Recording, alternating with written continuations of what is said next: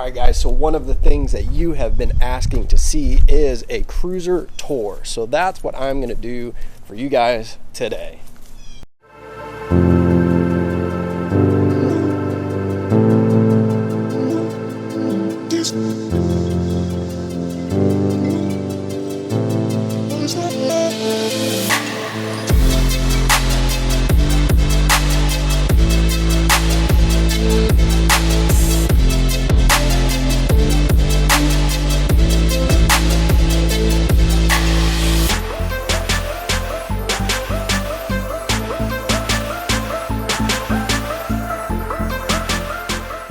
Alright everybody, let's take a look inside. Now, I'm sure most of you guys are familiar with the basic cruisers. There's a ton of these videos online, other officers doing them, but a lot of you guys have asked for this, so I'm going to go ahead and give you a tour of my car. Basic driver compartment. It's a 2014 Ford Explorer. Nothing super special about it. What a lot of people, there's misconceptions about cop cars are souped up and all kinds of crazy stuff. Really, the only thing about the police package they do are the rubber floor mats all throughout the entire floor of the car is rubber. There's no carpet in it.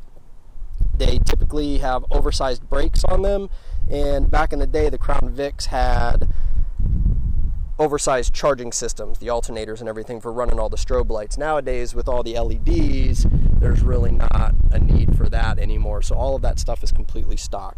These are not the Interceptor package, it's the basic Ford Explorer, which for what we need around town is perfectly fine.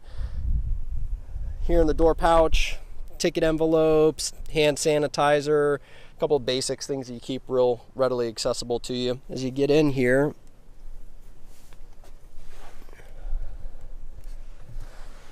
nothing fancy, basic stock Ford Explorer. We've got the computer stand here, which oscillates a couple different ways. You can pull it out and swivel it over here, and then it comes in right close to you, and then it actually slides on top of that. So if you're sitting working on reports in the car, you can go ahead and get everything a little bit closer to you, make it a little more comfortable. And one of the other questions I get asked a lot is about the computer in the car. Is it anything special? And although we have special programs on it, really it's not. It's a regular HP EliteBook, something you could go down to Best Buy and buy yourself, but again, we run special programs on there, which is what gives us the tools that we need and makes it more special than your average computer. Outside of that, it's a regular laptop. Down here we've got the radio and the controls for the light bar. Real simple design on this, which I like. It's a toggle switch. Just flip it over, boom, everything's on. That works. All the overhead lights, all the exterior lights, the wig-wags for the headlights. And then after that, you can back it off. If you don't want the wig-wags on the headlights, you can back it down to there. And then if you just need the rear lights, you can go ahead and do that for directing traffic. It's got all the different things here for your alley lights to flip on to the left, the right, and then the ones that they're called takedowns that shine straight out to the front and make that wall of light when you're doing traffic stops. One of the features that this setup has that I really like is the hands-free for the siren. So once you've activated your lights, all you have to do is hit the horn and it activates the sirens. Hit it again, it cycles to the next one, a double tap of it, and it turns it off. So that makes it really, really good for when you're responding code 3 to calls. Radio system down here, it used to be integrated into the lights. These work the lights and you have the radio. Now they're separate units, so it's actually just real straightforward. Turn it on. You have your basic microphone here for talking on the radio, getting a hold of dispatch, an emergency button, and that's about all that really covers for that. Real simple, easy to use.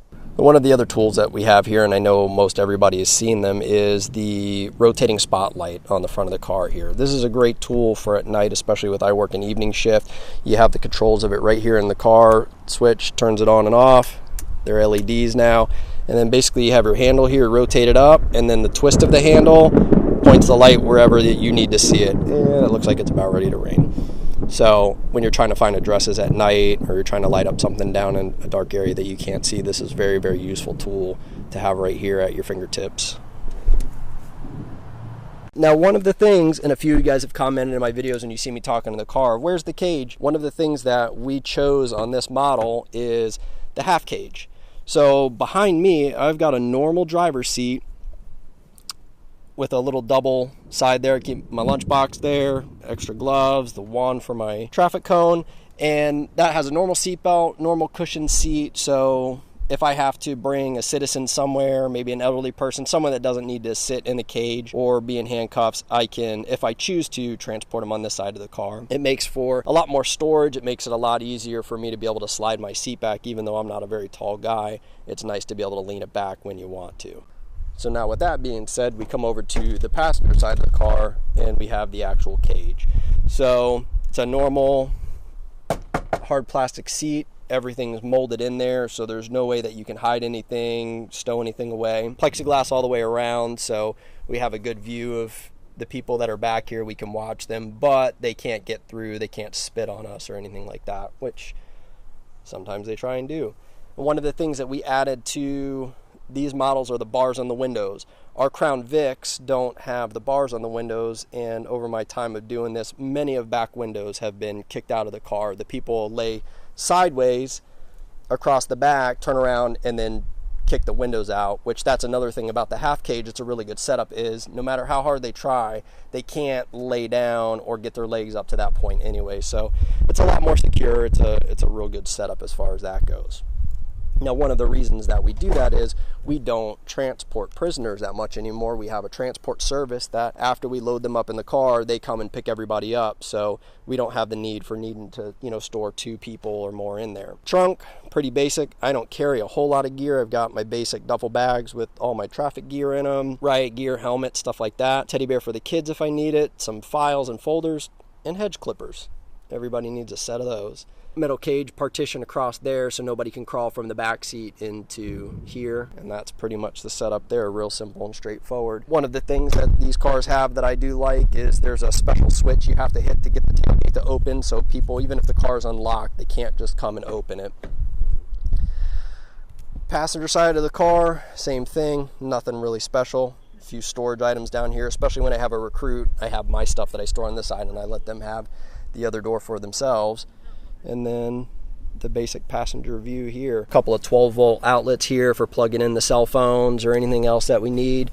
Down here we have the speaker for the radio system, for the dispatch system. That's where the sound of that comes out. Another misconception is that we don't have stereos in the car. We do have regular radios. We're allowed to listen to the radio. Obviously, it's our responsibility to be able to hear the dispatch radio, so you can't listen to it too loud, but it's there. Couple cup holders here. Foldable armrest, and then here in the back we've got the old style Maglite charger, and then the AR-15 rack right here, which obviously I have a Gorilla Pod sitting in there right now, but that's a ratchet system that the AR sits in that rack, and then there's a butt down here. I don't know if it'll come out of where my gloves are covering it, where the butt of the rifle would go. Up here we've got the digital printer, so we do all of our citations, notice to appears, tickets, things like that. Right here we print them off in the car from the computer, and makes it real straightforward and easy to use. So alright guys, that is the basic tour of my car. I know it was not very exciting, but a lot of you have asked for it, so I wanted to give it to you.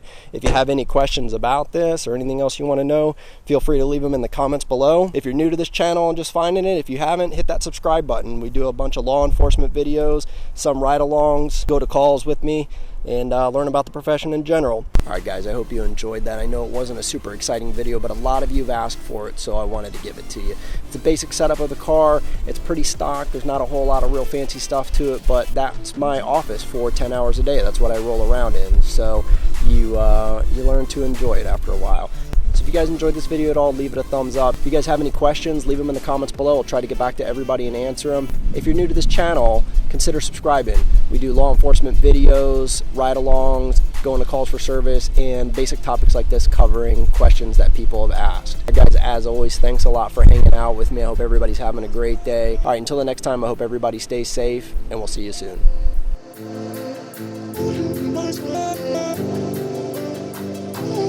Yeah.